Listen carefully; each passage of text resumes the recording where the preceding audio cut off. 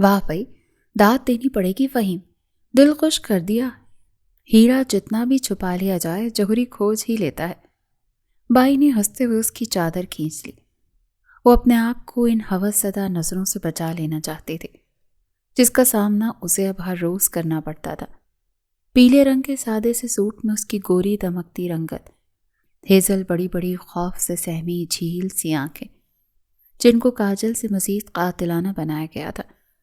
کونیوں سے لگی دلہن مہندی میں وہ غضب ڈھا رہی تھی۔ اس کے چہرے پر بلا کی معصومیت تھی، بلا کا حسن تھا جسے اس کی گھبرائی معصومیت مزید جان لیوا ثابت کر رہی تھی۔ فہیم، تم ایسا نہیں کر سکتے، تم تو مجھ سے محبت کے دعوے دار تھے، ہماری کل شادی ہے، تم مجھے دھوکہ نہیں دے سکتے۔ آنکھوں سے آنسو بوند بوند گرنے لگے۔ اس کا دل چاہ رہا تھا کہ موت کا فرشتہ آئے اور اسے لے جانے کا پروانہ سنا دے، پر قسمت یوں بھی تو مہربان نہیں ہوتی، اگر ہوتی تو وہ یہاں نہ ہوتی۔ یکدم اسے آکسیجن کی کمی محسوس ہونے لگی۔ گہرے گہرے سانس لیتی وہ اپنی سسکیوں کا گلا دبانے کی کوشش کر رہی تھی۔ آنسو تھے کہ رکنے کا نام نہیں لے رہے تھے۔ وہ آج بے آبرو ہو جانے والی تھی اپنی ہی چاہت کے ہاتھوں، جس پر بڑا مان تھا۔ یہ بات اسے لمحہ لمحہ مار رہی تھی۔ اپنے ساتھ ہونے والی زیادتی پر اس کے رونگٹے ابھی کھڑے ہو گئے تھے۔ سوری میری جان، لیکن میں نے وہ دعوے کئی لڑکیوں سے کیے ہیں۔ رہی شادی تو جا کر میں تمہارے ماں باپ کے سامنے بول دوں گا کہ تم کسی اور کے ساتھ بھاگ گئیں۔ فہیم شیطانی ہنسی ہنستا بولا، میں تمہیں جان سے مار دوں گی گھٹیا انسان۔ تم نے میری محبت، میرے اعتبار، میری یقین کا یہ صلہ دیا؟ مر جاؤ تم کاش۔ وہ اسے مارنے کو ہوئی جب دو لڑکیاں جو چھوٹے کپڑے پہنے سجی دھجی کھڑی تھی اسے قابو کر گئیں۔ لے جاؤ اس حسینہ کو اور تیار کرو، اب سے یہ ہمارے کوٹھے کی شان بنے گی۔ بائی کے الفاظ سن کر اسے زور کا چکر آیا اور وہ دھڑام سے زمین پر گر گئی۔ آج اس کا انٹرویو تھا۔ وہ تیز تیز قدموں سے بس اسٹاپ کی طرف جا رہی تھی۔ ابھی وہ روڈ کراس کرتی جب کوئی گاڑی تیزی سے آتی اس کے بہت قریب اچانک بریک لگا گئی۔ مطیبہ کی ایک زوردار چیخ نکلی۔ اس نے جھٹ سے منہ پر ہاتھ رکھ لیا۔ جاہل انسان، اتنی بڑی گاڑی روڈ پر لے کر نکلے ہو، اندھے ہو، نظر نہیں آ رہا؟ لوگ یہاں سے گزرتے بھی ہیں۔ ابھی میرا انتقال ہو جاتا، تم امیر باپ کی بگڑی اولاد، خود تو مجھے مار کر نکل جاتے، میں تو جان سے چلی جاتی نا۔ وہ جو منہ میں آئے بولے جا رہی تھی، غصے سے اس کا برا حال تھا۔ تبھی چمچماتی گاڑی کا دروازہ کھلا اور اس میں سے 3 پیس پہنے ایک لمبے قد کا بہت ہی ہینڈسم اور چارمنگ سا تمریش یاحیہ، جو فلموں کے ہیرو جیسا دکھتا تھا، اتر کر آیا۔ اس کے بولنے کی رفتار، اس کا غصہ، اس کی ادا، یہ دیکھ کر وہ گمسم سا رہ گیا۔ اسے دیکھ کر ایک پل کو اس کا ہارٹ لیس دل زور زور سے دھڑکنے لگا۔ وہ جس پر کئی لڑکیاں فدا تھیں اور ان کی طرف آنکھ اٹھا کر بھی نہیں دیکھتا تھا، آج بیچ سڑک پر ایک لڑکی کے سامنے اپنا دل ہار بیٹھا تھا۔ پتہ نہیں کہاں کہاں سے آ جاتے ہیں۔ وہ غصے سے اب بھی بڑبڑا رہی تھی۔ اس کے تمام ضروری ڈاکیومنٹس ادھر ادھر گر گئے تھے جنہیں وہ ساتھ اٹھاتی بھی جا رہی تھی۔ جب تمریش ہوش میں آتا اس کی ہیلپ کرنے لگا۔ کوئی ضرورت نہیں ہے میری مدد کرنے کی، مارنے میں کوئی کسر چھوڑی نہیں تھی آپ نے، اب مدد کر کے احساس کرنے چلے ہیں۔ وہ چمک کر بولی ہی تھی جب تمریش ایک دم ٹھہر کر قریب سے اسے دیکھنے لگا۔ ایک عجیب سی کشش تھی اس لڑکی میں جو اسے اپنی طرف کھینچ رہی تھی۔ وہ گہری نظروں سے اسے دیکھنے لگا۔ جب وہ اٹھی اور پلک جھپکتے اس کی نظروں سے اوجھل ہو گئی۔ سر چلیں، پیچھے تمام گاڑیاں ہماری وجہ سے بلاک ہیں۔ اس کا ڈرائیور جو کب سے اسے روڈ پر بیٹھے دیکھ رہا تھا آہستہ سے بولا۔ تمریش کی غصے بھری نظر اسے گھبرانے پر مجبور کر گئی۔ جب وہ اٹھا اور ایک شان سے چلتا واپس آ کر اپنی گاڑی میں بیٹھا، تم جو کوئی بھی ہو، اب دوبارہ میری نظروں کے سامنے مت آنا، ورنہ تمہیں مجھ سے کوئی نہیں بچا سکتا، اپنے مغرور سرد انداز میں خود سے کہتا۔ وہ پوری طرح اسے بھولنے کے لیے لیپ ٹاپ کھول کر بیٹھ گیا۔ تقریباً 2 گھنٹے بعد وہ اپنے عالی شان آفس کی چیئر پر کسی راجا کی طرح بیٹھا تھا۔ اس کے خاص آدمی ہاتھ باندھے سانس روکے اس کے سامنے کھڑے تھے اور وہ اپنی ٹیبل پر اس فائل کو کھولے ایسے دیکھ رہا تھا جیسے اس اتفاق پر اسے یقین نہیں آ رہا ہو۔ سر یہ آج ہی اپوائنٹ ہوئی ہیں، ان کا آج پہلا دن ہے، اس کے اسسٹنٹ نے کہا۔ مطیبہ انوار، عمر 21 سال، حال ہی میں اپنی تعلیم مکمل کر کے آئی ہیں۔ تمریش نے فائل بند کی اور گہری سانس لیتا ہاتھ کے اشارے سے انہیں جانے کو بولا۔ اس کے دل میں ایک ہلچل سی مچی تھی۔ روکو، اس لڑکی کو میرے آفس میں بھیجو۔ اپنے کھڑوس باس کا آرڈر سن کر وہ حیران ہوا، پھر روم سے نکل گیا۔ میں نے تم سے کہا تھا میری نظروں کے سامنے مت آنا مس مطیبہ، اب تمہیں مجھ سے کون بچائے گا؟ ہلکا سا مسکراتا وہ سر سیٹ کی پشت سے لگاتا آنکھیں بند کر گیا۔ تبھی دروازہ کھلا اور ایک میٹھی سی آواز اس کے کانوں سے ٹکرائی۔ میں آئی کم ان سر؟ اس کی آنکھیں پٹ سے کھلیں، دل جیسے زور سے دھڑکا۔ وہ ایک دم سیدھا ہو کر بیٹھا۔ وہیں اندر آتی مطیبہ کی آنکھیں جیسے پھٹ سی گئیں اور سانس تھم گئی۔ دونوں کو صبح والی زبردست تکرار یاد آئی۔ آئے مس مطیبہ، کیسی ہیں آپ؟ Welcome to Yahya industries. تمریش کی آواز میں ایک انوکھا تاثر تھا۔ اس کی گھمبیر آواز سن کر مطیبہ کے پسینے چھوٹنے لگے۔ اف، یہ تو صبح والا ہینڈسم اسٹیل مین ہے جسے میں نے کتنی سنائی تھی۔ او نو، یہ میرا باس ہے۔ آئی ایم سوری سر، مجھے نہیں پتا تھا کہ آپ میرے باس ہیں۔ وہ شرمندگی سے ہاتھوں کو مسلتی اس کے سامنے معصومیت سے سر جھکا کر کھڑی ہو گئی۔ تمریش کی دلچسپ نظریں اس کے وجود کو گہرائی سے دیکھ رہی تھی۔ اس کا دل اس لڑکی کو دیکھ کر جس حساب سے دھڑکتا تھا وہ خود نہیں جانتا تھا کہ ایسا کیوں ہے۔ اٹس اوکے مس مطیبہ، میں نے آپ کو معاف کیا۔ اگر اس وقت آپ کی جگہ کوئی اور ہوتا تو شاید یہاں زندہ سلامت کھڑا نہیں ہوتا۔ یہ بولتے تمریش کھڑا ہوا اور اس کے قریب آنے لگا۔ مطیبہ گھبرا گئی اور پیچھے کی طرف قدم بڑھانے لگی۔ سر، آپ میرے قریب کیوں آ رہے ہیں؟ پلیز رک جائیں۔ میں آپ سے اپنی غلطی کی معافی مانگ رہی ہوں نا۔ وہ ایک دم دیوار سے جا لگی۔ اس کا دل اب بھی دھڑکے جا رہا تھا جب تمریش اس کے بہت قریب چل کر آتا۔ اس کے چہرے پر ہلکا سا جھکا، اس کے دونوں ہاتھ مطیبہ کے ارد گرد دیوار پر اسے بلاک کر کے کھڑے تھے۔ مطیبہ نے اپنی آنکھیں زور سے بند کر لیں۔ اس کے گلابی کانپتے ہونٹ تمریش کو اکسانے لگے۔ تم بہت خوبصورت ہو، آج تک کوئی نہیں کر سکا وہ تم نے کیا۔ میں لگی لپٹی باتیں کرنے کے چکروں میں گھمانے والا بندہ نہیں، جو دل میں ہوتا ہے وہ منہ پر کہتا ہوں۔ اور تم سے بھی صاف کہوں گا کہ تم پہلی نظر میں مجھے اچھی لگی، سب سے الگ، سب سے خاص۔ کیوں کہو میرا دل آ گیا ہے تم پر۔ اب تم جا سکتی ہو۔ روح کھینچ لینے والے لفظوں سے اس کی جان نکالتا وہ ہلکا سا اس کے ہونٹوں کو انگوٹھے سے چھوتا پیچھے ہوا اور سیٹ پر جا کر بیٹھ گیا۔ مطیبہ کانپتے وجود کے ساتھ ایک دم آنکھیں کھول کر دیکھتی پلٹی اور تیزی سے آفس سے باہر نکل آئی۔ اسے اپنے کانوں پر یقین نہیں ہو رہا تھا۔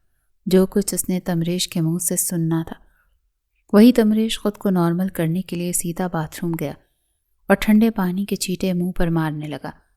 اسے اپنا وجود مطیبہ کے قریب ہونے سے جلتا ہوا محسوس ہو رہا تھا۔ اس کی نظروں کے سامنے مطیبہ کا حسین چہرہ، بڑی بڑی ہیزل آنکھیں اور گلابی ہونٹ نظر آ رہے تھے۔ آخر تم میں ایسا کیا ہے مطیبہ انوار جو میں خود کو روک نہیں پا رہا؟ آئینے میں اپنی سرخ آنکھیں دیکھتا وہ خود سے بولا۔ وہی مطیبہ گھبرائے سرخ چہرے کے ساتھ اپنی نم آنکھیں لیے جیسے نیچے آئی۔ سب اسے حیرانی سے دیکھنے لگے۔ تمریش کے انگوٹھے کا لمس سب بھی اس کے ہونٹوں کو جھلسا رہا تھا۔ وہیں سب کو لگ رہا تھا جیسے باس نے اسے پہلے ہی دن بہت ڈانٹا۔ سب اسے طرز بھری نظروں سے دیکھنے لگے۔ ہم جانتے ہیں تم یہاں نیو ہو، اسی لیے تمہیں برا لگ رہا ہے، لیکن تمریش سر تمام امپلائیز کے ساتھ ایسے ہی کرتے ہیں۔ آہستہ آہستہ تمہیں بھی اس کی عادت ہو جائے گی۔ تبھی دو لڑکیاں وہاں آتی اسے تسلی دیتی بولی، جس پر وہ حیران انہیں دیکھنے لگی۔ اسے لگا جیسے وہ لڑکی یہ بتا رہی ہو کہ تمریش سبھی لڑکیوں کے ساتھ ایسے فلرٹ کرتا ہے۔ کیا وہ اسٹیل مین ایسے ہی سب کے ساتھ کرتے ہیں؟ انہیں کوئی کچھ نہیں کہتا۔ ہاں، انہیں کوئی کچھ نہیں کہتا۔ وہ باس ہیں، اگر کسی نے کچھ کہا تو جاب سے فارغ ہو جائے گا، اور یا انڈسٹری سے زیادہ اچھی سیلری بینیفٹس کوئی اور کمپنی پرووائڈ نہیں کر سکتے، اسی لیے سب چپ رہتے ہیں۔ اس کی بات سن کر مطیبہ غصے سے بولی، ایک نمبر کے پتھر دل، کھڑوس، بدتمیز اور سب سے بڑھ کر لوفر انسان۔ میں تم سب کی طرح ان کی کمپنی میں کام نہیں کر سکتی۔ یہ کہتی وہ ایک لیٹر ٹائپ کر کے اس لڑکی کو دے گئی کہ میرا استعفیٰ ہے، جا کر دے دینا انہیں۔ اتنا بولتی وہ چلی گئی جب وہ لڑکی حیرانی سے اس کی باتیں سوچنے لگی۔ باقی سب تو ٹھیک تھا، لیکن اس نے سر کو لوفر کیوں کہا؟ انہوں نے آج تک کسی لڑکی کو نظر اٹھا کر بھی نہیں دیکھا۔ اتنا بولتی وہ اپنا کام کرنے چل دی۔ تمریش نے کچھ دیر بعد اپنے اسسٹنٹ کو آفس بلایا۔ کہاں ہے وہ؟ اس کا سوال سن کر اس کا اسسٹنٹ سمجھ گیا کہ وہ کس کے بارے میں بات کر رہا ہے۔ باس، وہ لڑکی تو استعفیٰ دے کر چلی گئی۔ یہ بات سن کر تمریش نے روڈ آواز میں کہا، کیسے بھی کر کے اسے آفس بلاؤ۔ اس کا حکم سنتے اس کا اسسٹنٹ فوراً بھاگا۔ بہت مبارک ہو میری جان کو، آج اس کی جاب کا پہلا دن تھا۔ وہ جیسے آفس سے نکلی اسے فہیم کی کال آئی۔ کیا خاک جاب؟ یار وہ انسان ایک نمبر کا لوفر ہے، مجھے اس کے ساتھ کام نہیں کرنا تھا، اسی لیے میں جاب چھوڑ آئی۔ اس نے فہیم کو پوری بات نہیں بتائی۔ وہ بھی ایک مرد تھا جس سے وہ پیار کرتی تھی۔ وہ نہیں چاہتی تھی کہ اس کے دل میں تمریش اور اسے لے کر کوئی شک پیدا ہو۔ لوفر؟ لیکن سنا ہے اس کمپنی کا باس لڑکیوں کے معاملے میں ہارٹ لیس ہے، وہ لڑکیوں کے لیے کوئی فیلنگز نہیں رکھتا۔ تمہیں شاید غلط فہمی ہوئی ہے۔ فہیم سر کھجاتے ہوئے بولا، اچھا تو مطلب میں جھوٹ بول رہی ہوں؟ واہ، تمہیں مجھ سے زیادہ اب اس پر یقین ہے۔ مطیبہ کو غصہ آ گیا۔ ارے میری جان، ناراض مت ہو، میں نے تو ویسے ہی کہا جو سنا، اسی لیے مجھے بس یقین نہیں آ رہا تھا۔ فہیم پریشانی سے بولا، ٹھیک ہے مت یقین کرو تم بھی، باقی سب کی طرح ہو۔ وہ غصے سے فون پٹخنے لگی جب فہیم اس سے سوری کرنے لگا۔ اچھا اب کیا کرو گی؟ کہو تو شادی کر لیں، فہیم رومانٹک انداز میں بولا۔ تم پاگل ہو، شادی اتنے آرام سے کہہ رہے ہو جیسے میرے والدین کو جانتے نہیں۔ انہیں پہلے تمہارے بارے میں بتانا ہوگا، راضی کرنا ہوگا، تبھی جا کر شادی ہوگی۔ فی الحال مجھے جاب کرنی ہے۔ وہ اب کچھ ریلیکس ہوئی بولی اور پھر یوں ہی باتیں کرتی کرتی چلی گئی۔ تمریش اپنے ولا میں بڑے سے بیڈ پر لیٹا سونے کی کوشش کر رہا تھا اور اسے نیند نہیں آ رہی تھی۔ آنکھیں بند کرنے پر ہر بار مطیبہ کا خوبصورت چہرہ اس کے سامنے آ جاتا۔ اسے خود پر ہی غصہ آنے لگا۔ اسے شدت سے مطیبہ کی ضرورت محسوس ہونے لگی۔ پھر یوں ہی اسے یاد کرتے کب اس کی آنکھ لگی پتہ نہیں چلا۔ اگلے دن مطیبہ بھرپور انگڑائی لیتی اٹھی، تبھی اس کا فون بجا۔ ہیلو مس مطیبہ، آج آپ آفس کیوں نہیں آئیں؟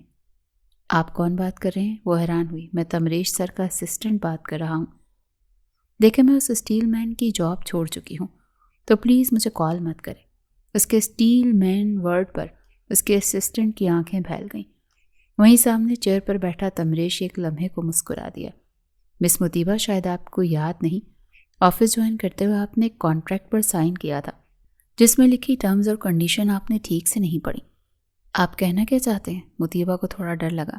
مس، آپ یہ جاب 6 ماہ سے پہلے نہیں چھوڑ سکتی۔ اگر پھر بھی آپ نے کمپنی چھوڑی تو آپ کو اس صورت میں کمپنی کو 6 لاکھ روپے دینے ہوں گے۔ اس کی بات سن کر مطیبہ حق دک رہ گئی۔ 6 لاکھ میں نہیں دے سکتی۔ تو پھر مس مطیبہ، آپ کو 6 ماہ تک اس کمپنی میں کام کرنا ہوگا۔ اتنا بولتے وہ چپ ہو گیا۔ اور اگر وہ اسٹیل مین مجھے خود جاب سے نکال دے تو؟ مطیبہ آنکھیں چھوٹی کر کے بولی۔ وہیں تمریش نے اسسٹنٹ کو کچھ اشارہ کیا۔ تو اس صورت میں باس آپ کو پیسے ریٹرن کریں گے۔ ٹھیک ہے میں آ رہی ہوں۔ اتنا کہتی وہ شاطر مسکراہٹ لبوں پر سجائے فون بند کر گئی۔ میں آ رہی ہوں اسٹیل مین، تم خود کو سمجھتے ہو اب جاب سے خود نکالو گے۔ وہیں تمریش نے آنکھیں بند کرتے خود سے کہا، مس مطیبہ اب میں تمہیں بتاتا ہوں کہ اسٹیل مین کیا کر سکتا ہے۔ ایک خوبصورت مسکراہٹ اس کے لبوں پر پھیلی ہوئی تھی۔ کچھ ہی دیر میں مطیبہ آفس کے اندر موجود تھے۔ اس کی معصومیت اور قہر ڈھارتی خوبصورتی کو دیکھ کر ہر مرد آنکھیں پھاڑے اسے ہی دیکھ رہا تھا۔ وہیں یہ سب اپنے لیپ ٹاپ کی اسکرین پر دیکھ کر تمریش کو بھی غصہ آ رہا تھا۔ اس نے ہاتھ میں پکڑا پین ایک جھٹکے سے توڑ دیا۔ مطیبہ اس سے پہلے اپنی کیبن میں آتی چیئر پر بیٹھنے والی تھی جب اس کا اسسٹنٹ وہاں آتے بولا، مس مطیبہ آپ کو اس فائل پر باس کے سائن لانے ہیں۔ نئے حکم پر وہ فریز کھڑی رہ گئی جب ایک امپلائی لڑکی آئی۔ مطیبہ تم نے تو استعفیٰ دے دیا تھا۔ ہاں بس وہ میں کسی وجہ سے جا نہیں سکی، لیکن بہت جلد میں یہاں سے چلی جاؤں گی۔ میں ذرا ان پر اس اسٹیل مین کے سائن لے کر آؤں۔ اتنا بولتی وہ آگے بڑھ گئی۔ اس کے دروازے پر دستک دیتی وہ ایک گہرا سانس بھرنے لگی جب تمریش کی سرد آواز آئی، کم ان۔ دروازہ کھول کر اندر آئی تو سامنے تمریش آنکھیں بند کیے ریلیکس بیٹھا تھا۔ سر اس پر سائن کر دیں۔ اس کی آواز سن کر تمریش نے اپنی آنکھیں کھولی اور اس کے ملائم چہرے کو دیکھنے لگا۔ آپ کو یہ فائل یہاں آ کر دینی ہوگی۔ اشارے سے اپنے قریب آنے کا کہتا وہ سخت آواز میں بولا، مجھے لگتا ہے میرا کام صرف فائل دینا تھا، آپ کے قریب آنا نہیں، اسی لیے میں چلتی ہوں۔ وہ ابھی پلٹی ہی تھی کہ اس کے کانوں میں تمریش کی سرد آواز آئی، مجھ سے شادی کرو گی؟ مطیبہ کو لگا کہ اس کے کانوں نے کچھ غلط سن لیا، تبھی وہ پھر بولا، میری بیوی بنو گی؟ اب کہ مطیبہ کے غصے کی حد پار ہو گئی، اس نے جگ کا تمام پانی اس کے منہ پر پھینک دیا۔ لگتا ہے عشق کی آگ اب بجھ گئی ہوگی، یا پھر اور پانی ڈالوں؟ آپ کی ہمت بھی کیسے ہوئی مجھ سے یہ بات کرنے کی؟ سمجھ کیا رکھا ہے آپ نے مجھے؟ نہیں، کس بات کا اتنا گھمنڈ ہے جو سب کو اپنے جوتے کی نوک پر رکھنا چاہتے ہیں؟ میں آپ کی شان و شوکت، آپ کے رتبے اسٹیٹس سے مروب ہونے والی نہیں ہوں، سمجھ آئی؟ وہ غصے سے لال ہوتی اسے دیکھنے لگی۔ وہیں تمریش پوری طرح پانی میں بھیگا دانت پیسے بولا، تمہاری اتنی ہمت کہ تم مجھ پر پانی پھینکو؟ ابھی آپ نے میری ہمت دیکھی کہاں ہے اسٹیل مین؟ اگر آپ اس وقت میرے باس نہ ہوتے نا تو آپ کو اپنی کجری سے اتنا مارتی کہ میری کجری بھی کہتی۔ مطیبہ چھوڑ دے، مطیبہ بال جھٹکتی بولی۔ تمریش کولڈ وائس میں بولا، کس سے مارتی؟ اور یہ کجری کون ہے؟ تبھی مطیبہ نے چپل اتار کر اسے دکھائی۔ یہ ہے کجری، جب یہ پڑتی ہے نا تو کمال کی پڑتی ہے، اور ان آنکھوں میں جو ٹھرک ہے نا پل بھر میں غائب کر دیتی ہے۔ یہ بولتی وہ جانے لگی، تبھی اسے اپنی کمر پر کسی کی مضبوط پکڑ کا احساس ہوا۔ تمریش نے اسے اپنی باہوں میں کس لیا۔ مطیبہ اس کے رد عمل سے ڈر گئی اور اس کے چوڑے سینے پر ہاتھ رکھ دیے۔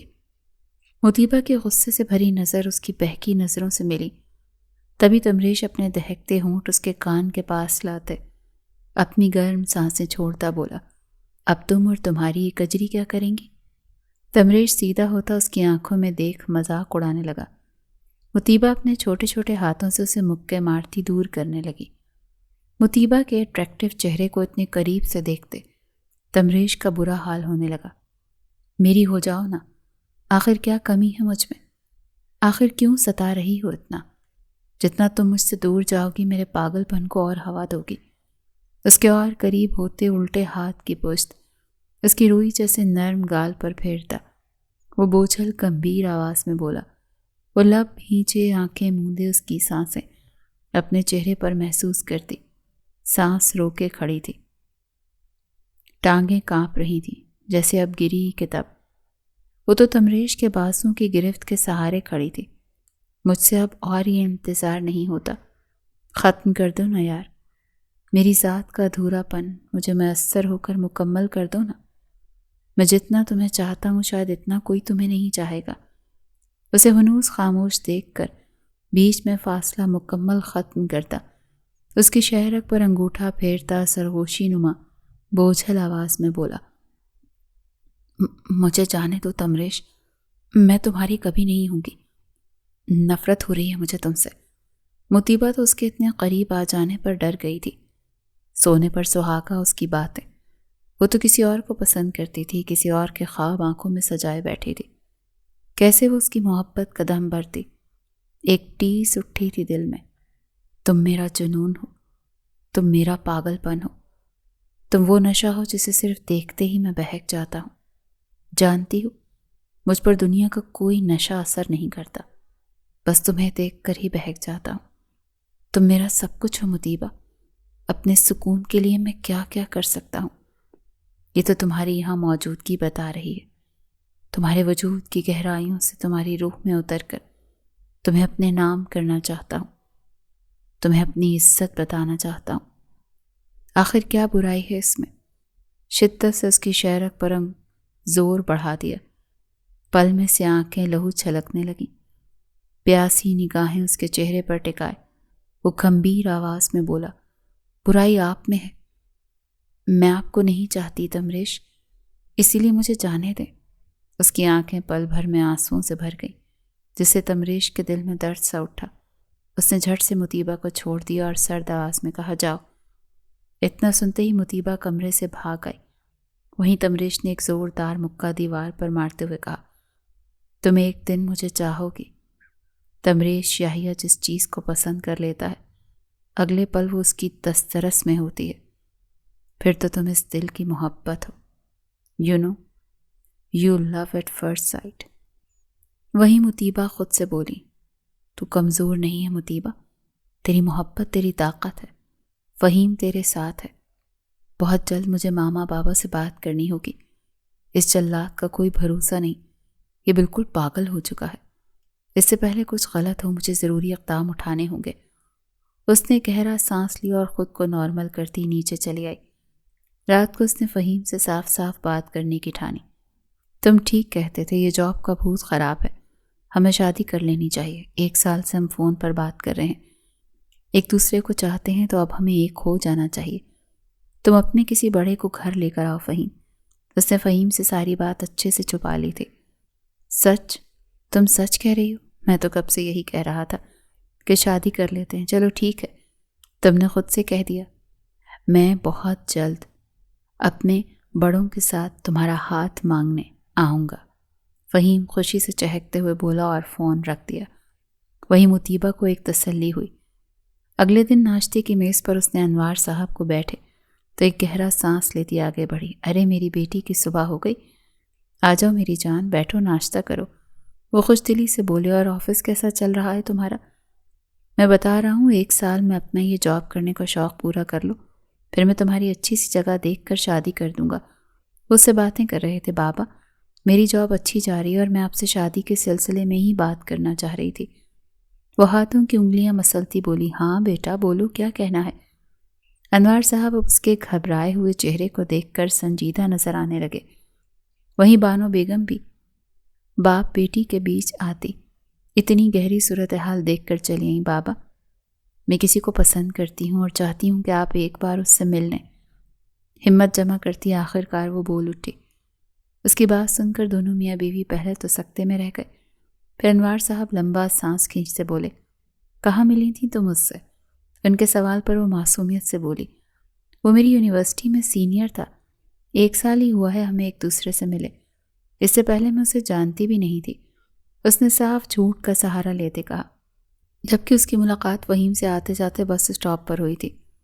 اس کی خوبصورتی دیکھ کر وہ پاگل ہو چکا تھا، لیکن اس نے فہیم کو صاف انکار کرتے کئی بار نفرت سے دھتکارا تھا۔ اس کی تربیت ایسی نہیں تھی۔ آخر کار دن رات اسے اپنے پیار کی قسمیں وعدے یقین دلاتے، وہ اس کے کورے کاغذ سے معصوم دل میں اپنی جگہ بنانے میں کامیاب ہو ہی گیا تھا، اور اب ضد کر رہا تھا کہ وہ شادی کی گھر بات کرے۔ لیکن مطیبہ کی جاب کی ضد کی وجہ سے وہ 1 سال کے لیے رضامند ہوتا، اسے جاب کی اجازت دے کے آتا۔ لیکن اب تمریش کے زندگی میں آ جانے سے سب کچھ بدل گیا تھا۔ وہ ڈر گئی تھی اور نہیں چاہتی تھی کہ کسی بھی وجہ سے وہ فہیم سے دور ہو۔ انوار صاحب نے ہنکارا بھرا، ٹھیک ہے، اسے کہو اپنے والدین کے ساتھ ہمارے گھر آئے۔ اور یہ بات سن کر مطیبہ کی خوشی کی انتہا نہیں رہی۔ تھینک یو بابا، آپ بہت اچھے ہیں۔ وہ خوشی سے ان کے سینے سے لگتی اچھلتی اندر بھاگ گئی۔ وہیں دونوں میاں بیوی ایک دوسرے کو خاموش نظروں سے کتنی ہی دیر دیکھتے رہے۔ بس تم کل ہی میرے گھر رشتہ لے کر آؤ، بابا تم سے ملنا چاہتے ہیں۔ کمرے میں آتی اس نے فون کر کے فہیم سے بات کر لی تھی۔ ٹھیک ہے، میں کل ہی آتا ہوں، خوشی سے بولتا وہ فون رکھ گیا تو مطیبہ بھی آفس کے لیے تیار ہونے لگی۔ آج سارے دن اس نے تمریش کو آفس میں نہیں دیکھا تو حیران ہوئی۔ اچھا ہوا آج یہ اسٹیل مین آفس نہیں آیا، میرا موڈ اتنا اچھا اس کی وجہ سے سب خراب ہو جاتا۔ دل میں خوش ہوتی وہ اپنا کام کرنے لگی بنا یہ جانے کہ اب اس پر قیامت ٹوٹنے والی تھی۔ کام ختم کرتے وہ بھی گھر آئی ہی تھی جب اس کے گھر کے سامنے 3 بڑی بڑی چمچماتی شاندار گاڑیاں اسلحے دار گارڈ سے بھری آ کر رکی، جن میں سے پہلے نہایت ہی گریسفل پرسنالٹی کے ساتھ ایک 50 سال کی عمر کے قریب آدمی باہر نکلا۔ اس کے بعد دوسری طرف سے جو نکلا اسے دیکھ کر ہر کسی کی آنکھیں پھٹ گئیں۔ محلے میں ہر کوئی اس شاندار بندے کو دیکھ کر پاگل ہو رہا تھا۔ چلیں بابا، اتنا بولتا وہ آگے بڑھا اور ہلکا سا دروازہ بجایا۔ جب انوار صاحب آتے دروازہ کھول گئے، لیکن جب 2 اجنبیوں کو دیکھا وہ بھی اتنے شاندار تو حیران رہ گئے۔ آپ انوار صاحب ہیں؟ عمر رسید آدمی نے پوچھا۔ جی میں ہی ہوں، وہ آنکھیں جھپکتے دونوں کو باری باری دیکھتے بولے۔ مسٹر انوار صاحب، میں یحییٰ ہوں اور یہ میرا بیٹا تمریش یحییٰ، ہم یہاں آپ سے ایک بہت بڑے مقصد کے تحت ملنے آئے ہیں۔ ان کے خوش اخلاق لہجے اور پھر سب سے بڑھ کر تعارف پر انوار صاحب تو ہکا بکا رہ گئے۔ آئیں پلیز۔ وہ گھبراتے ہوئے ایک طرف ہو گئے جب دونوں باپ بیٹے اپنی پوری شان و شوکت کے ساتھ ان کے گھر کے اندر آئے تھے۔ اپنے گھر کی دہلیز پر تمریش کو اتنے غرور کے ساتھ کھڑا دیکھ کر اس کے قدموں سے زمین سرک گئی تھی۔ وہ ایک طرف ہوتی چھپ گئی۔ آپ لوگ ایسے اچانک؟ انوار صاحب سامنے بیٹھے تھے جبکہ یحییٰ اور تمریش دوسرے صوفے پر بیٹھے تھے۔ دیکھیں انوار صاحب، آپ کو ہمارے اچانک یہاں آنے سے جھٹکا لگا ہوگا۔ آخر کو یحییٰ انڈسٹریز کے بارے میں عام سے عام انسان بھی جانتا ہے۔ پھر بیٹی مطیبہ بھی تمریش کے آفس میں امپلائے ہے۔ دونوں کی ملاقات ہو چکی ہے۔ اصل میں تمریش آپ کی بیٹی سے شادی کرنا چاہتا ہے۔ یہ بام تھا جو قیامت جو ان پر پھٹی تھی۔ انوار صاحب کی تو آنکھیں کھلی کی کھلی رہ گئیں۔ ہماری طرف سے کوئی زبردستی نہیں ہے انوار صاحب، آپ یحییٰ انڈسٹری کے باس کو تو جانتے ہی ہیں۔ میرا بیٹا کسی تعارف کا محتاج نہیں، دنیا اسے اس کے نام سے پہچانتی ہے۔ اس لیے اگر آپ پھر بھی چاہتے ہیں تو کچھ بھی پوچھ کر اپنی تسلی کر سکتے ہیں۔ یحییٰ صاحب کے بہت مہذب انداز پر انوار صاحب شرمندہ سے ہوتے تمریش کو دیکھنے لگے، جو بلیک 3 پیس میں کوئی راجہ جیسا لگ رہا تھا۔ ایسی بات نہیں ہے یحییٰ صاحب، کہاں آپ لوگ اور کہاں ہم مڈل کلاس۔ مجھے اس رشتے کی رضامندی دینے سے پہلے اپنی بیوی اور بیٹی سے پوچھنا ہوگا، اس کے بعد جو مناسب فیصلہ ہوگا ہم آپ کو بتا دیں گے۔ انوار صاحب نے بہت سمجھداری سے سوچ کر جواب دیا۔ تو کچھ باتوں کے بعد یحییٰ اور تمریش اپنا کارڈ انہیں دے کر چلے گئے۔ ان کے جانے کے بعد انوار صاحب نے کسی سے کوئی بات نہیں کی۔ تینوں کے بیچ گہری خاموشی چھائی رہی۔ لیکن جب اگلے روز فہیم اپنی بہن کے ساتھ گھر آیا تو بانو بیگم فہیم صاحب اسے دیکھ کر حیران رہ گئے۔ عجیب حلیہ، نہ کوئی اچھا کام، بات بات پر بیتکی باتیں کرنا، اوپر سے اس کی بہن جو شاید اس کی بہن بھی نہیں لگ رہی تھی، پکی عمر، بھدا میک اپ، چمکیلے کپڑے، چہرے پر کوئی عورتوں والی جھلک ہی نہیں تھی۔ فہیم صاحب کو وہ آدمی اپنی بیٹی کے لائق ہی نہیں لگا۔ کہاں تمریش یحییٰ انڈسٹریز کا مالک، شاندار سنجیدہ پرسنالٹی کا انسان جس کے لیے ہزاروں گھروں کے قابل رشتے تھے، اور کہاں یہ فہیم، ان کا دل صاف صاف انکار کر دینے کو تھا، لیکن وہ چپ رہے۔ کیا بات ہے انکل جی، لگتا ہے میرا بھائی پسند نہیں آیا آپ کو؟ سموسہ منہ میں ٹھونستے اس کی بہن بولی۔ ایسی بات نہیں ہے، ہم آپ کو سوچ کر جواب دیں گے۔ انوار صاحب سنجیدگی سے بولے۔ سوچنا کیسا؟ ارے لڑکا لڑکی ایک دوسرے کو پسند ہیں تو آپ کیوں ولن بن رہے ہیں؟ بھدا قہقہ۔ ہاں کرو، نازک رشتے یوں ہی طے نہیں کر دیے جاتے، آپ صبر رکھیں، انوار صاحب نے خود پر جبر کرتے کہا۔ تو فہیم نے ایک نظر گھور کر انہیں پھر دروازے پر چھپ کر کھڑی مطیبہ کو دیکھا، جس کا دل ایک انجانے خوف سے لرز رہا تھا۔ ایک طرف اچانک تمریش کا رشتہ آ گیا تھا اور اوپر سے فہیم کی بہن کے انداز، اسے سب کچھ ختم ہوتا نظر آنے لگا۔ مجھے فہیم پسند نہیں، نہ گھر کا پتہ، نہ خاندان کا، نہ جاب، عجیب موالی انسان ہے وہ۔ آخر تم نے اس میں دیکھا کیا؟ کہاں تم پڑھی لکھی رکھ رکھاؤ والی اور کہاں وہ بھی ڈھنگا؟ اس کی بہن کو دیکھا تھا کس طرح کی باتیں کر رہی تھی؟ مجھے یہ لوگ سمجھ نہیں آ رہے۔ مطیبہ، اس لڑکے کے ساتھ تمہارا کوئی مستقبل نہیں ہے، میں صاف انکار کرنے والا ہوں۔ ان کے جانے کے بعد انوار صاحب اپنے سخت لہجے میں صاف صاف بولے۔ یہ کیوں نہیں کہتے بابا، آپ کو تمریش یحییٰ کی دولت، اس کی شان و شوکت بھا گئی ہے، اسی لیے آپ کو اس کے سامنے فہیم برا لگ رہا ہے۔ مطیبہ کے تڑک کر کہنے پر انوار صاحب بانو بیگم ہکا بکا اسے دیکھتے رہ گئے۔ ایسی بات نہیں ہے مطیبہ، اگر فہیم میں کچھ قابلیت نظر آتی تو ہم اسے اپنی بیٹی دینے سے پیچھے نہیں ہٹتے۔ فیصلہ بھی تمہارا ہی ہوگا۔ اگر تمریش نہیں پسند تو ٹھیک ہے، ہم انہیں انکار کر دیں گے، لیکن اس کا مطلب یہ نہیں کہ فہیم کو قبول کر لیں۔ انوار صاحب غصے سے بولے۔ تمریش کو تو انکار کرنا ہی ہوگا آپ کو، لیکن یاد رکھیں کہ اگر آپ نے میری شادی فہیم سے نہ کی تو میں خودکشی کر لوں گی۔ اپنی بات کی آنکھوں میں آنکھیں ڈال کر وہ ضدی لہجے میں بولتی اندر چلی گئی۔ وہیں دونوں میاں بیوی بے حد فکر مندی سے ایک دوسرے کو دیکھنے لگے۔ آخر فہیم نامی اس بندے نے ان کی بیٹی پر ایسا کیا جادو کر دیا تھا کہ وہ تمریش جیسے انسان کو ٹھکرا رہی تھی جس کے خواب لڑکیاں دیکھتی تھیں۔ آخر بیٹی کی خوشی سے بڑھ کر ایک باپ کو اور کیا چیز عزیز ہوگا۔ انہوں نے دل پر پتھر رکھتے کارڈ پر دیے نمبر کو ملایا۔ تمریش جو اپنے عالیشان بیڈ روم میں بیٹھا مطیبہ کو ہی سوچ رہا تھا، اسے یقین تھا کہ انکار ہوگا ہی نہیں۔ تبھی موبائل پر بجتے انجان نمبر کو دیکھ کر وہ فون اٹھا گیا۔ ہیلو، تمریش یحییٰ اسپیکنگ۔ اس کی روبدار آواز سن کر انوار صاحب کا دل پسیج گیا۔ بیٹا، میں انوار بات کر رہا ہوں۔ السلام علیکم۔ جی بولیے، میں سن رہا ہوں۔ بنا ادھر ادھر کی باتوں کو گھما کے وقت ضائع کیے وہ ڈائریکٹ مدعے پر آیا۔ وعلیکم السلام بیٹا۔ ایک باپ چاہتا ہے کہ اس کی بیٹی کی شادی ایسے انسان سے ہو جو اسے تحفظ، محبت، آسائش، خوشی، آرام سب کچھ دے، اور تم ہر باپ کی نظر میں اپنی بیٹی کے لیے وہ بہترین انسان ہو۔ لیکن میں ایسا مجبور اور بے بس باپ ہوں جس کے اختیار سے اس کی بیٹی نے یہ حق چھین لیا ہے۔ انوار صاحب اتنی گہری بات کرنے کے بعد کچھ پل خاموش ہو گئے۔ وہیں تمریش حیران تھا۔ مطیبہ نے تم سے شادی کے لیے انکار کر دیا ہے۔ اب جب انوار صاحب نے حقیقت سے پردہ اٹھایا تو تمریش کے ماتھے پر بل پڑ گئے۔ وجہ؟ وہ صرف اتنا بولا، ہاتھوں کی مٹھیاں کس گئیں۔ وہ کسی فہیم نامی لڑکے کو پسند کرتی ہے، اس کا رشتہ بھی آیا ہے جس کے لیے وہ ہاں کر چکی ہے۔ اتنا بولے تھے جب تمریش کے فون بند کرنے کا انہیں احساس ہوا۔ آپ پریشان نہیں ہو، سب ٹھیک ہو جائے گا۔ بانو بیگم اپنے شوہر کو اتنا پریشان دیکھ کر انہیں تسلی دیتے بولی، اور پھر انہوں نے فہیم کو بھی فون کر کے رشتے کے لیے حامی بھر لی، جسے سن کر مطیبہ اور فہیم دونوں بہت خوش تھے۔ اگلے روز خوشی خوشی آفس آئی تھی۔ جب اسے تمریش نے اپنے آفس بلایا، بنا کسی ڈر خوف کے وہ دھڑلے سے اس کے آفس کی طرف بڑھ گئی، جہاں وہ رات بھر سے اپنے اندر کے بھڑکتے لاوے کو قابو کرنے کی کوشش میں تھا۔ غصے سے اس کا بدن جل رہا تھا جب اس نے اپنی شرٹ کے 3 بٹن کھول کر خود کو نارمل کرنا چاہا۔ مطیبہ جیسے اندر آئی، مردانہ پرفیوم اور اسموکنگ کی ملی جلی تیز بو اس کی سانسوں میں گھل سی گئی۔ آپ نے بلوایا سر؟ ابھی وہ اتنا بولی ہی تھی جب تمریش کسی بپھرے شیر کی طرح اٹھتا، اس پر جھپٹا اور اسے پیچھے دیوار سے لگا دیا۔ مطیبہ اس کی اتنی جذباتیت کے لیے تیار نہیں تھی، ایک دم سہم گئی۔ اس کا کٹیلا ورزشی جسم اس کے نازک وجود سے ٹچ ہو رہا تھا۔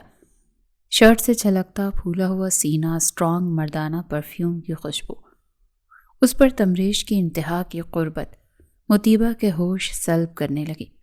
اس نے خود کو سنبھالتے سر اوپر اٹھا کر اسے دیکھا، جہاں اس کی خوبصورت آنکھوں میں اس وقت سرخی کے ساتھ بے پناہ غصہ تھا۔ یہ آپ کیا کر رہے ہیں؟ ہوش میں تو ہیں، چھوڑے مجھے۔ اسے دھکا دینے کے لیے وہ اس کی گرفت میں جھٹ پٹ آئی، لیکن وہ پہاڑ سا 1 انچ اپنی جگہ سے نہیں ہلا۔ یہی تو پوچھ رہا ہوں سویٹ ہارٹ، تم ہوش میں تو ہو؟ آخر اس لوفر سے شادی کرنے کی وجہ تم نے اس گھٹیا انسان کو مجھ پر فوقیت دی۔ اس نے بمشکل خود کو فہیم کا نام تمیز سے لینے کو روکا تھا۔ ایک لمحے کو اس کا دل خوف سے دھڑکا، لیکن پھر اگلے ہی لمحے اس نے خود کو سنبھالا۔ یہ میری زندگی ہے، میں جس سے چاہے شادی کروں اور جس سے چاہے شادی سے منع کر دوں۔ آپ ہوتے کون ہیں مجھ سے یہ سوال کرنے والے؟ آخری جملہ وہ اس کی آنکھوں میں دیکھ کر بولی تھی۔ اوہ، تو مطیبہ انوار مجھے ریجیکٹ کرنے سے زیادہ اس 3rd کلاس آدمی کے ساتھ اپنی پوری زندگی گزارنے کا سوچ کر خوش ہے؟ وہ استہزائیہ انداز میں ہنسا تھا۔ اسے اپنی پیشانی سلگتی ہوئی محسوس ہوئی تھی۔ وہ 3rd کلاس نہیں ہے، بلکہ آپ ہیں۔ نام بھی مت لیں اپنی گندی زبان سے میرا، نفرت کرتی ہوں میں آپ سے، آپ کی ان گھٹیا حرکتوں سے، جبکہ فہیم میری محبت ہے۔ سنا آپ نے؟ وہ اس کی آنکھوں میں دیکھتی زخمی ناگن کی طرح پھنکاری تھی۔ تمریش اپنا نام، مرتبہ، شان و شوکت سب بھلائے، اس کے لہجے اور لفظ کی پرواہ کیے بغیر دیوانہ وار جو اسے دیکھ رہا تھا۔ تضحیک کے احساس سے اس کا پورا وجود سناٹے میں اتر گیا۔ Just keep your mouth shut مطیبہ، اسے بازوں سے پکڑ کر دھاڑا تھا۔ بازوں پر ہوتی اس کی سخت گرفت مطیبہ کی آنکھوں میں پانی بھر گئی۔ تمہاری جگہ کوئی اور ہوتا تو اب تک اس کی زبان کھینچ چکا ہوتا۔ کیا گھٹیا پن کیا ہے ہاں؟ اور کون سی گری ہوئی حرکت کی ہے؟ گری ہوئی حرکت کا مطلب بھی جانتی ہو تم مطیبہ انوار؟ جسے تم گھٹیا پن کہہ رہی ہو وہ میری محبت ہے۔ وہ غیظ و غضب کی عملی تفسیر بنا ہوا تھا۔ جواب دو مطیبہ، وہ زخمی شیر کی طرح یوں دھاڑا جیسے تنکا تنکا اس لڑکی کو بکھیر دینا چاہتا ہو۔ کیا یہ کافی نہیں کہ آپ مجھ سے اس وقت زبردستی کر رہے ہیں؟ اس کے آواز اس سے زیادہ اونچی آندھیوں کی وحشتیں سمیٹے ہوئے تھی۔ مجھے آپ سے کوئی محبت نہیں ہے تمریش شاہیہ، خدا کے لیے مجھے جینے دیں، میری خوشیاں مت چھینے۔ اس کی محبت اس کے چہرے پر تھپڑ کی صورت مارتی، اب وہ رو رہی تھی۔ تمریش ایک لمحے کو ساکت ہوا، سب ختم ہوا۔ پیچھے ہٹتے وہ پتھر بنا، بس اسے دیکھ رہا تھا۔ مطیبہ اب روتی ہوئی اس کی آنکھوں میں چھائی سرد مہری دیکھ کر اندر تک کانپ گئی تھی۔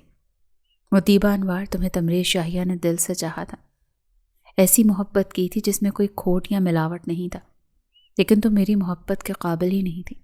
جاؤ، آزاد کیا تمہیں اپنی محبت کی قید سے، لیکن یاد رکھنا جس محبت کو تم روشنی سمجھ رہی ہو وہ ایک اندھیرا کنواں ہے جو تمہیں نگل لے گا بہت جلد۔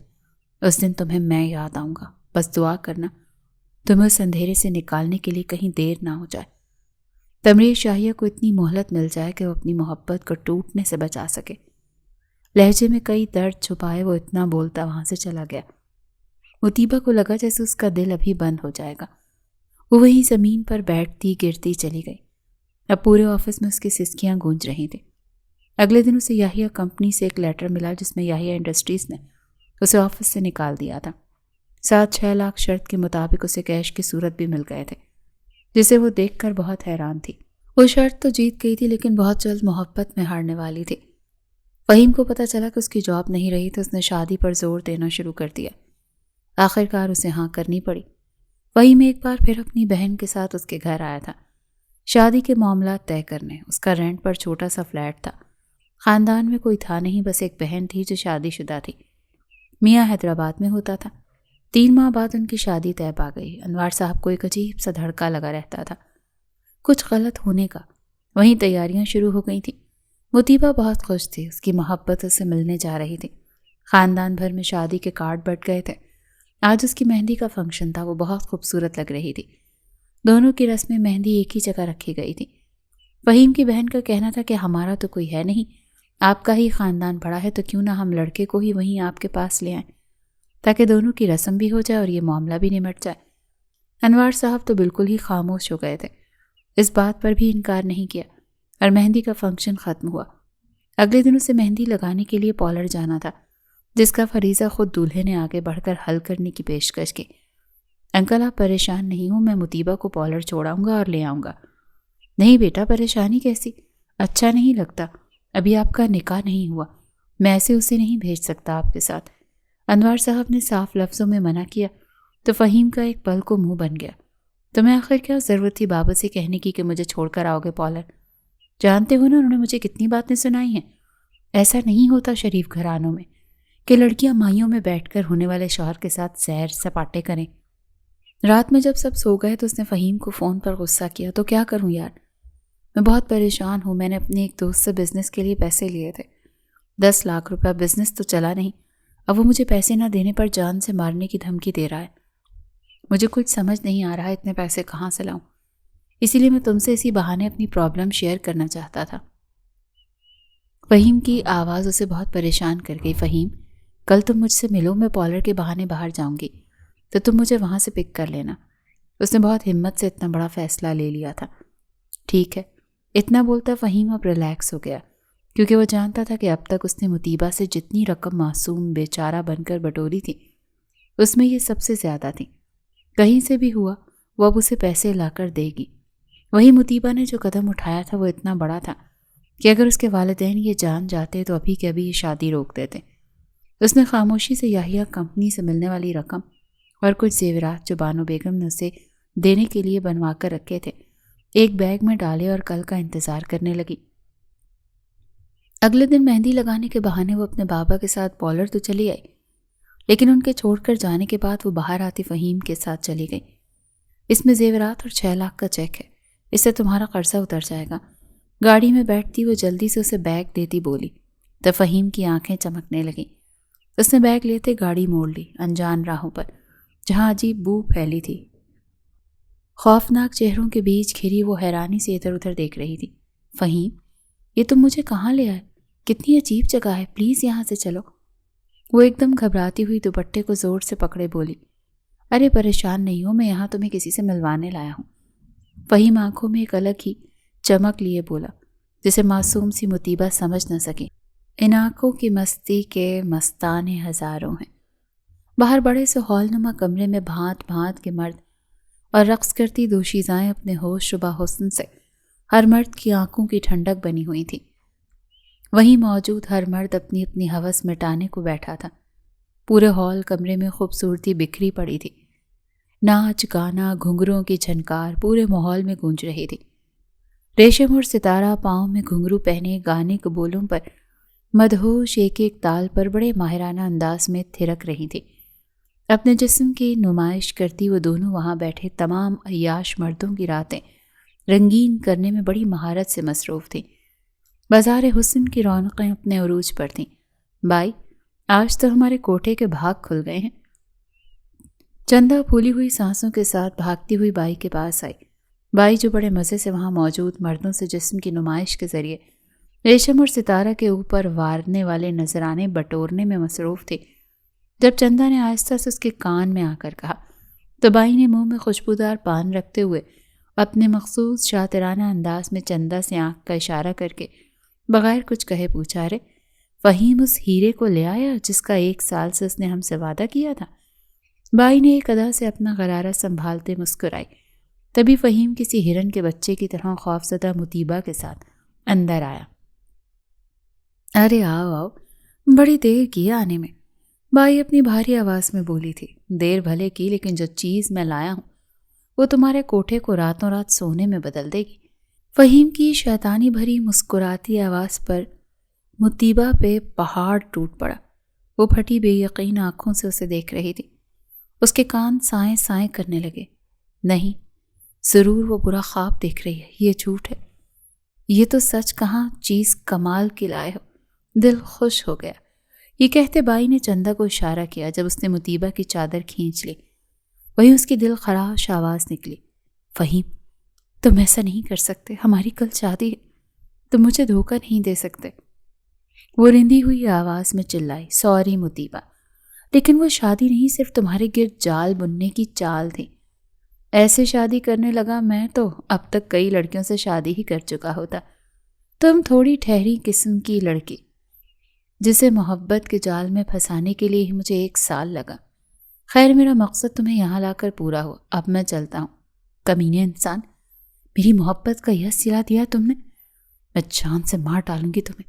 صحیح کہا تھا بابا نے، تم میرے قابل نہیں تھے، لیکن میں نے ان پر بھروسہ نہیں کیا، تم پر کیا، اور تم نے میری عزت کی قیمت لگا دی، گھٹیا انسان۔ وہ پھوٹ پھوٹ کر رو دی۔ ریشم اور ستارہ دونوں نے اسے پکڑ لیا تاکہ بھاگ نہ سکے۔ لے جاؤ اسے اور شام کی محفل کے لیے تیار کرو۔ بائی اب باتوں میں وقت ضائع نہیں کرنا چاہتی تھی۔ اس نے دونوں لڑکیوں سے کہا، تبھی مطیبہ کو زور کا چکر آیا اور وہ دھڑام سے زمین پر گر پڑی۔ ایسا کیسے ہو سکتا ہے؟ میری بچی کہاں جا سکتی ہے؟ میں تو اسے لینے آیا ہی نہیں۔ انوار صاحب پارلر کے آنر سے بولے۔ ان کے چہرے سفید پڑتا جا رہا تھا۔ دیکھیں انوار صاحب، ہم نے کسٹمر کو مہندی لگا کر یہاں سے بھیج دیا تھا، 3 گھنٹے میں ہی وہ فری ہو چکی تھی، اب تو شام ہونے کو آئی ہے، ہم نہیں جانتے پھر وہ کس کے ساتھ کہاں گئی ہیں۔ آپ ان کا نمبر کیوں نہیں ٹرائی کرتے؟ اس کا فون گھر پر ہے، انوار صاحب ٹوٹے ہوئے لہجے میں کہتے۔ گھر واپس آ گئے۔ انہوں نے سر پکڑ لیا، کہاں جائیں، کس سے پوچھیں، کچھ سمجھ نہیں آ رہا تھا۔ گھر پر مہمان بھی تھے۔ تبھی انہوں نے فہیم کو فون میں لانے کا سوچا، جس کا نمبر بند جا رہا تھا۔ اب تو ان کا دل بند ہونے لگا۔ نہ فہیم کا کوئی پتہ چل رہا تھا، نہ مطیبہ کا۔ وہ سڑک کی ایک طرف بیٹھے بے بس لاچار باپ کی طرح رو رہے تھے۔ مطیبہ میری بچی کہاں چلی گئی ہو؟ انہوں نے روتے ہوئے کہا۔ کتنی دیر ہو گئی، نہ جانے کیوں ابھی تک نہیں آئے۔ بانو بیگم پریشان سی روم کے اندر آ کر بولی تھی۔ وقت گزرتا گیا، تبھی انوار صاحب دروازہ کھول کر لڑکھڑاتے قدموں سے اندر آئے۔ کیا ہوا انوار صاحب، مطیبہ کہاں ہے؟ بانو بیگم کو ہال اٹھنے لگے۔ مطیبہ گم ہو گئی بانو، وہ پارلر میں نہیں ہے، میں نے اسے سب جگہ ڈھونڈا ہے۔ فہیم کا نمبر بھی بند ہے، باپ کی عزت کا جنازہ نکال کر کہیں غائب ہو چکی ہے۔ ہمیں بدنامی کے خوفناک اندھیروں میں دھکیل کر وہ نہ جانے کہاں چلی گئی ہے۔ انوار صاحب جو بولے تو انہوں نے اپنا دل پکڑ لیا۔ جانے دو، مجھے چھوڑ دو، میرے بابا میرا انتظار کر رہے ہوں گے، وہ شرمندگی سے مر جائیں گے، خدا کے لیے مجھے جانے دو۔ وہ جب سے ہوش میں آئی تھی چلا رہی تھی، فریاد کر رہی تھی، لیکن اس کی درد بھری پکار سننے والا وہاں کوئی نہیں تھا۔ خوشبوئیں 4 سو پھیلی ہوئی تھیں، گانے کی آوازیں، بجتے گھنگروؤں کی چھنکار، لہراتے آنچل، بے باک وجود اور مردانہ قہقہے ایک بار پھر اسے اپنے ارد گرد محسوس ہونے لگے۔ اس کے رونگٹے ابھی سے کھڑے ہو رہے تھے۔ اس کا دل چاہ رہا تھا کہ موت کا فرشتہ آئے اور اسے لے جانے کا پروانہ سنا دے، پر قسمت یوں بھی تو مہربان نہیں ہوتی، اگر ہوتی تو وہ یہاں نہ ہوتی۔ ایک دم اسے آکسیجن کی کمی محسوس ہونے لگی، آنسوؤں سے بھیگی آنکھیں ایک دم بند ہو گئیں۔ اس میں اب رونے کی ہمت بھی نہیں بچی تھی۔ اس دن تمہیں میں یاد آؤں گا، بس دعا کرنا کہ تمہیں اس اندھیرے سے نکالنے کے لیے کہیں دیر نہ ہو جائے۔ کسی کی مہربان آواز اس کے تصور میں ابھری تو آنکھوں سے آنسوؤں کا سیلاب امڈ آیا۔ تمریش، کاش تم مجھے اس وقت اس حال میں دیکھتے۔ دیکھو میں ہار گئی، ٹوٹ گئی، میری محبت کا بھرم کرچی کرچی ہو گیا۔ تم صحیح تھے، میں نے محبت کو سمجھنے میں غلطی کی، میں نے تمہاری محبت کو ٹھکرانے کا جو گناہ کیا، یہ اسی کی سزا ہے۔ دیوار سے سر پٹکتی وہ عالم وحشت میں خود سے کہتی تڑپ رہی تھی۔ تبھی دروازہ کھلا۔ اے لڑکی، چل اٹھ، آج تو تیری قسمت جاگ گئی۔ پہلی ہی سیڑھی پر تو نے وہ ہاتھ مارا ہے کہ تیرے نصیب جاگ گئے، تیری قیمت لگ گئی ہے۔ شہر کا سب سے بڑا طاقتور آدمی تجھے خریدنے آیا ہے۔ کیا ہی شاندار ہے، ہائے قسم سے اگر اس کی ڈیمانڈ تجھے خریدنے کی نہ ہوتی تو میں اس کے قدموں میں بیٹھ کر اس کی داسی بن جاتی، لیکن اس کے کروڑوں کی قیمت لگائی ہے تجھ پر۔ چل اٹھ۔ ستارہ آگے بڑھتی اسے اٹھانے لگی۔ خبردار جو مجھے ہاتھ لگایا، جان سے مار دوں گی میں۔ اسے دھکا دیتی مطیبہ بدحواس سی بھاگی۔ چادر زمین پر جھول رہی تھی، لمبے بال بکھر چکے تھے۔ اسے کچھ سمجھ نہیں آ رہا تھا کہ اس وقت وہ ہوش سے بے گانی، بس عزت کی حفاظت کے لیے ہوس زدہ جانوروں سے بچنا چاہتی تھی۔ ارے پکڑو اسے، یہ بائی کے پاس بھاگ رہی ہے۔ ستارہ نے گالی دیتے ہوئے آدمیوں کو آواز لگائی جو اسے پکڑنے پیچھے بھاگے۔ وہ اندھا دھند بس بھاگ رہی تھی، تبھی کسی سے زور سے ٹکرائی۔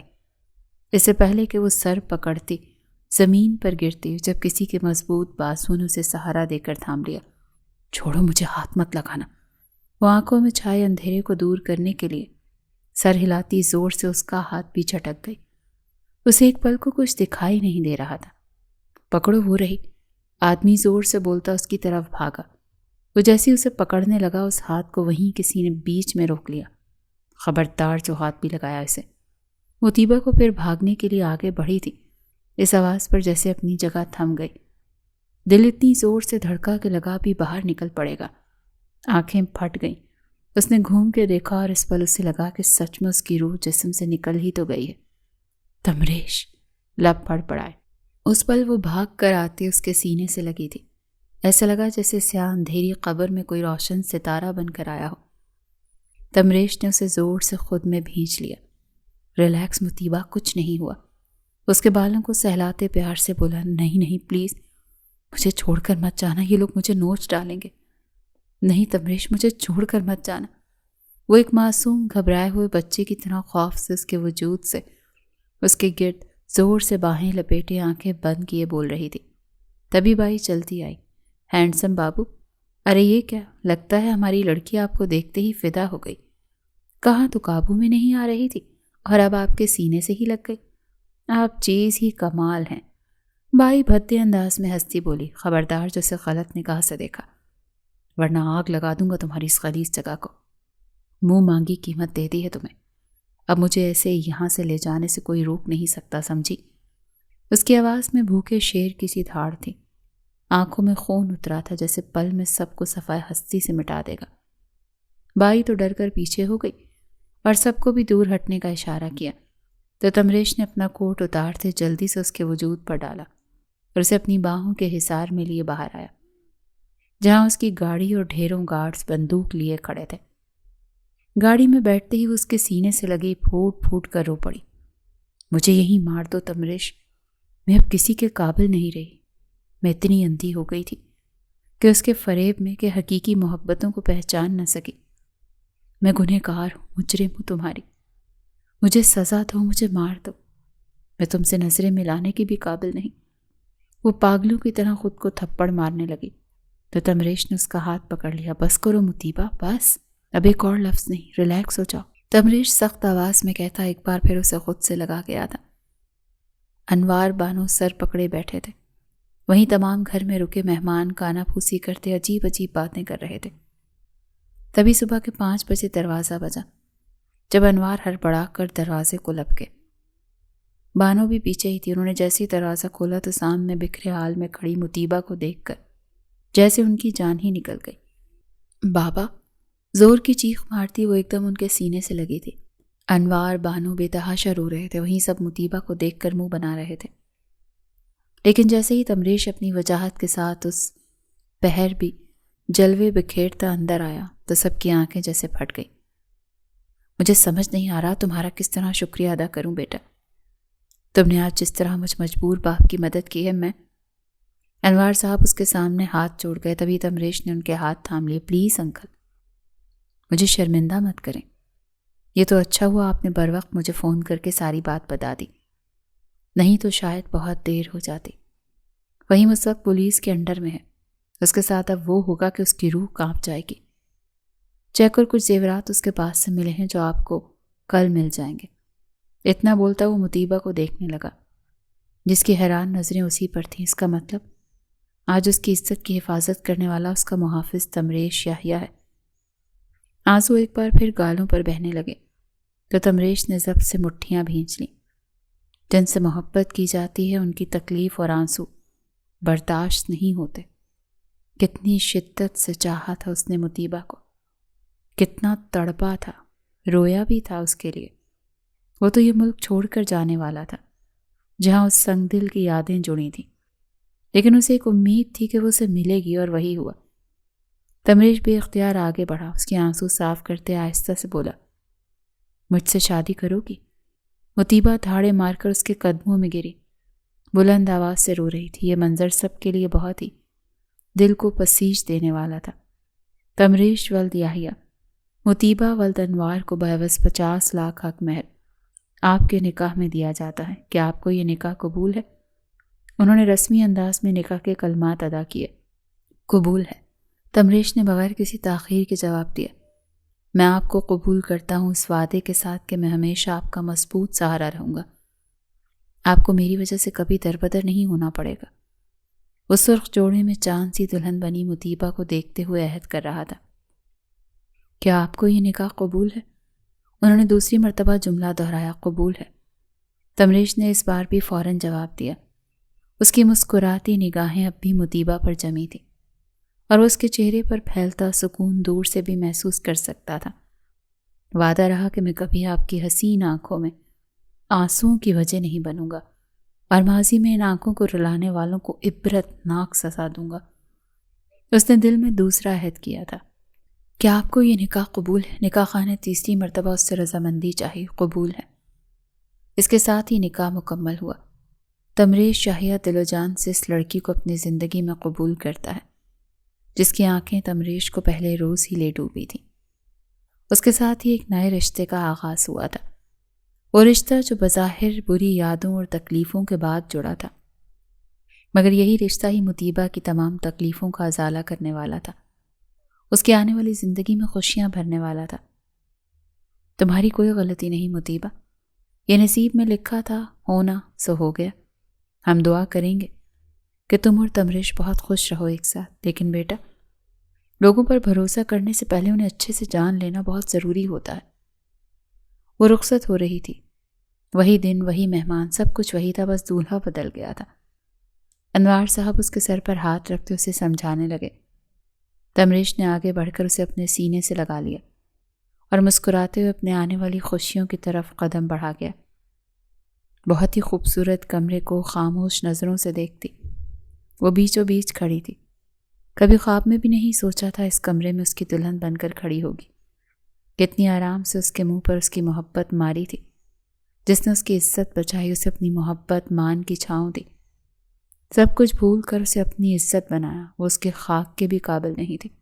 ایک خاموش آنسو پلکوں سے ٹوٹ کر گال پر بکھرا ہی تھا جب کسی نے محبت سے انہیں پوروں پر چن لیا۔ اب بھی رو رہی ہو؟ وہ آہستہ سے اس کے چہرے پر جھکے بولا۔ ہاں، اس لیے رو رہی ہوں کہ اب تک جو محبت سمجھتی آئی تھی وہ تو دھوکہ تھا، لیکن آج جو محسوس کر رہی ہوں وہ اصل محبت کا احساس ہے۔ لیکن کس منہ سے اس کا اظہار کروں؟ میرے پاس کوئی اختیار نہیں۔ نم بھاری پلکیں اٹھاتی وہ درد بھری آواز میں بولی تو تمریش نے اس کے ماتھے پر گہرائی سے لب رکھے۔ اس منہ سے اقرار کرو جس منہ سے قبول ہے بولا ہے۔ اب میرے سارے اختیار تمہارے ہی پاس تو ہیں بیوی۔ میرے پاس آج کی رات رونے دھونے کا کوئی چکر نہیں ہے۔ بہت خواری اٹھائی ہے تمہیں حاصل کرنے کے لیے، اسی لیے یہ رونا دھونا زندگی بھر کرنا۔ آج صرف پیار، محبت اور ڈھیر سارا اس کا اظہار کرنے دو۔ شوخی سے کہتا وہ مطیبہ کے لبوں پر مسکراہٹ بکھیر گیا۔ اگلے ہی پل مطیبہ کی نم آنکھیں بڑی ہو گئی تھیں، کیونکہ تمریش اس کے لبوں کو اپنے لبوں کی قید میں دبا گیا، تو مطیبہ کا دل دھک دھک کرنے لگا۔ اور ہتھیلیوں اور پیشانی پر پسینے کی بوندیں چمکنے لگیں۔ مطیبہ نے کپ کپاتے ہوئے جلدی سے اس کے شانے تھامے تھے۔ تمریش نے اس کی سانسیں بند کر کے اپنی سانسیں اس کے حلق میں اتاریں تو مطیبہ نے لمبی سانس اندر کھینچی۔ اس نے مطیبہ کا نچلا لب چھوڑ کر بالائی لب اپنی قید میں لیا اور اس پر اپنا جنون دکھانے لگا۔ لبوں سے لب ملے تو خاموشی پگھل گئی، دو روحیں ایک ہو گئیں۔ یہ بوسہ تو جیسے محبت کی انتہا ہو گئی۔ مطیبہ بری طرح سے پھڑ پھڑا رہی تھی، مگر وہ دیوانوں کی طرح اس کے گلاب جیسی پنکھڑیوں کا رس پینے میں مشغول تھا۔ اس کے لبوں سے رخسار پھر وہاں سے ہوتا، اس کی آنکھوں کو لبوں سے چھو کر اس کے ماتھے کو لبوں سے چوما تھا۔ مطیبہ آنکھیں بند کی اس کے ایک ایک لمس کو اپنے چہرے پر محسوس کرنے لگی۔ اب اور مت تڑپاؤ، تم میری بیوی ہو، کیا میں تمہیں اپنا بنا لوں؟ اجازت؟ تمریش مطیبہ کے کان کے پاس سرگوشی نما آواز میں بولا تو مطیبہ کانپ اٹھی۔ مطیبہ نے آہستہ سے سر کو ہاں میں جنبش دی تو تمریش نے مسکراتے ہوئے مطیبہ کے لبوں کو اپنے لبوں کی قید میں لے لیا۔ مطیبہ تمریش کے بالوں میں انگلیاں پھیرتی، اس کی شدت سے بھرپور لمس کو اپنے لبوں پر محسوس کیے جا رہی تھی۔ بہت دیر بعد تمریش نے اس کے لبوں کو آزادی بخشی تو وہ گہری گہری سانسیں لیتی اپنا تنفس بحال کرنے لگی۔ آئی نو مائی جان، تم ابھی ان سب کے لیے تیار نہیں ہو اور مجھے برداشت کرنا تمہارے بس کی بات نہیں، بٹ یو نو، صرف تم ہی ہو جو مجھے جھیل سکتی ہو، مجھے کنٹرول کر سکتی ہو۔ اس دن کا بہت شدت سے انتظار کیا ہے میں نے۔ وہ خمار میں ڈوبی آنکھوں سے اس کی آنکھوں میں دیکھ کر محبت اور الفت سے بولا تو مطیبہ نے دھڑکتے دل سے سر کو ہاں میں ہلایا۔ تمریش کے چہرے پر خوشی کی لہر دوڑ گئی۔ اس نے جیب سے خوبصورت سی چین نکالی اور مطیبہ کی گوری گردن میں پہنا دی۔ اس کی انگلیاں مطیبہ کی گردن پر رقص کرنے لگیں۔ مطیبہ کا جسم ہچکولے کھانے لگا۔ تمریش بے اختیار ہوتا مطیبہ کی گردن پر جھکا اور جگہ جگہ اپنی محبت کی سوغاتیں چھوڑنے لگا۔ مطیبہ نے لمبے لمبے سانس لیتے آنکھیں کھول کر شیشے میں اپنے اوپر جھکے تمریش کو دیکھا اور مضبوطی سے اپنے پیٹ پر لپٹے تمریش کے ہاتھوں کو تھام لیا۔ پل بھر میں تمریش نے اس کی گردن کو اپنی شدتوں سے لال کر دیا تھا۔ تمریش نے ٹھوڑی پکڑ اس کے چہرے کو اوپر اٹھایا اور پھر عنابی ہونٹوں کا نازک گلابی ہونٹوں سے ملاپ جاری ہو گیا۔ پہلے ملن کی تڑپ کو وہ قطرہ قطرہ کر کے اس میں انڈیلنے لگا۔ اس کی سانسوں کو معطر کر کے گلابی لبوں کی نرمائی اپنے اندر جذب کرنے لگا تو مطیبہ کا وجود بے جان سا ہو گیا۔ مطیبہ پوری طرح سے بے حال ہو گئی، سانسیں اکھڑی، دھڑکنیں تیز ترین ہو گئیں، بڑی بڑی آنکھوں میں آنسو بے ترتیب بہنے لگے۔ اسے بیڈ پر لٹائے اپنا وزن اس کے وجود پر ڈالتا ہوا سراہی دار گردن پر جھکا، وہاں سے اپنی تشنگی مٹانے کی شروعات کی، اور جب وہ اپنی وحشتیں اس میں اتار کر فارغ ہوا تو اس کے برابر آ لیٹا۔ محبت کا احساس بہت خوبصورت ہوتا ہے جو آہستہ آہستہ محرم کے دل میں جڑ پکڑتا ہے۔ مطیبہ اس کے سینے پر سر رکھتی مسکراتی اسے دیکھ رہی تھی۔ وہیں تمریش نے اسے محبت سے خود سے لگایا ہوا تھا۔ محبت مان ہوتی ہے تحفظ کا، چاہت کا، یقین کا۔ یہ بے آبرو نہیں کرتے، کوئی چاہے لاکھ انکار کرے لیکن سچی محبت اپنا آپ منوا کر رہتی ہے۔ اگر سچی لگن سے کی جائے تو محبت جب دل سے جیت جاتی ہے تو پھر باقی ہر چیز خود بخود ہار مان لیتی ہے، اور آج تمریش کی محبت اور اس کا یقین جیت گیا تھا۔